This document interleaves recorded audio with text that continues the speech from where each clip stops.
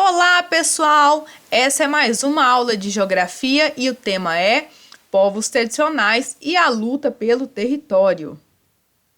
Nessa aula aprenderemos sobre o território e a sua importância, os povos tradicionais indígenas e os povos tradicionais quilombolas. Para você que chegou agora nesse canal, inscreva-se, clique aí no sininho para você ter acesso a todas as aulas que saem aqui semanalmente e já dê o seu like nesse vídeo, ok? O território e a sua importância. O território é uma área delimitada por fronteiras ou limites. É o local onde o Estado pode exercer poder e controle.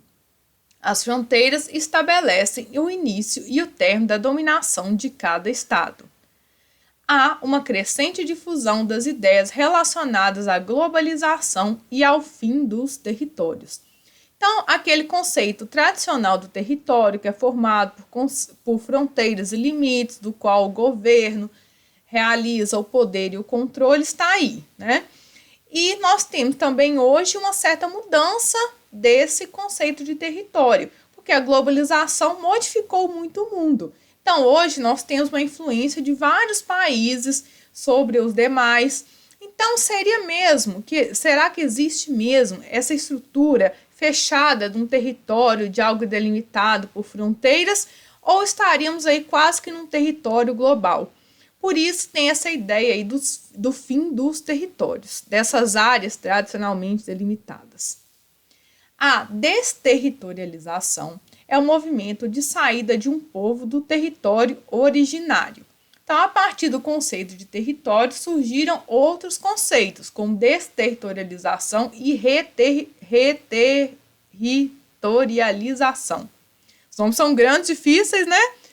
Então, nesse conceito de desterritorialização, é quando um povo que vive naquele local é obrigado a sair do seu território original. Já a reterritorialização é quando esse povo consegue retornar ao seu território original, ou então reconstruir um outro território do qual ele consegue manter as suas crenças. A Constituição de 1988 assegura a demarcação e titulação dos territórios das comunidades tradicionais, como os quilombolas e os indígenas. Porém, há muita burocracia para que esse direito de demarcação seja de fato garantido.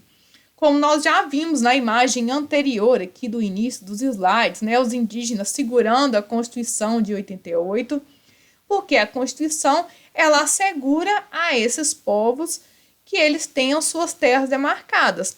Porém, nós sabemos que na prática há muita burocracia para que isso de fato aconteça. Os povos tradicionais indígenas. O território pode ser compreendido como algo além do domínio dos governos por meio das fronteiras. Deve-se considerar também o território do ponto de vista da apropriação das dimensões simbólicas e identitárias das sociedades. Então, um território ele não é apenas uma terra demarcada, ele também é o local que nós temos aí os conceitos simbólicos, é o local onde nós temos a nossa própria identidade.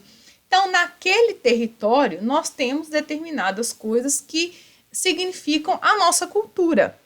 Então, naquele território, nós podemos delimitar, por exemplo, nós temos os cemitérios, nós temos as escolas, então os parques, nós temos determinados locais que são para nós muito simbólicos, muito importantes. Então, não é simplesmente você tirar uma pessoa do seu local e colocar em outro, porque ela tem um apego a esse território original.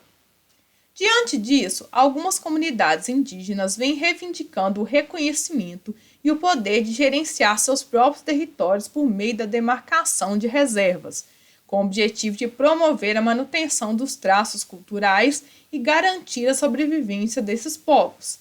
Mas, para que a demarcação do seu território seja realizada, as comunidades têm precisado se mobilizar, reivindicar e lutar pelos seus direitos. Então, primeiramente, a comunidade tem que ser reconhecida como indígena, que já é um processo longo. Depois tem a fase de demarcação do território, que eles têm que comprovar que aquele território tem a ver com esse povo originário, para finalmente chegar no processo legal de garantir esses direitos. Então, é um processo bastante longo. E hoje nós temos também essas sociedades ameaçadas com seus territórios por diversas invasões de garimpeiros, invasões de latifundiários, de grileiros, poceiros. Então, é uma questão bastante complicada hoje em dia. Desterritorialização dos indígenas. Então, eu trouxe para vocês aqui o exemplo dos Krenak, que são indígenas aqui de Minas, remanescentes dos botocudos, que é uma família etnolinguística do tronco Macro-G. Os indígenas brasileiros, nós temos dois grandes troncos linguísticos, que são os tupis, que são os mais conhecidos por nós, né? E os Macro-Gs. Aqui em Minas nós temos muito mais povos do tipo Macro-G do que dos povos indígenas do tipo tupi, né? Do tronco linguístico tupi. Os índios botocudos são índios conhecidos já no Brasil e em Minas Gerais há muito tempo, né? O próprio nome, botocudo, tem a ver com botoque, que eles colocam na boca, que faz a boca deles ficarem maior, né? E eles se autodenominam Borum. Eles não gostam de ser chamados de botocudo, sim de Borum. E eles já habitavam aí os sertões do leste de Minas e resistiram de forma combativa e aguerrida à invasão dos seus domínios territoriais, embora tenham acabado submetidos ao processo de desterritorialização.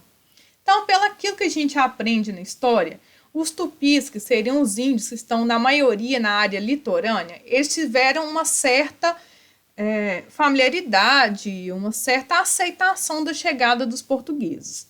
Já os povos dos troncos linguísticos Macro-G não tiveram tanta aceitação, pelo contrário, eles eram mais guerrilheiros, então eles combateram os portugueses. Então, inclusive, isso gerou até mesmo mais problemas para essas sociedades, porque eles tiveram, inclusive, que sair dos locais onde eles viviam, dos territórios tradicionais.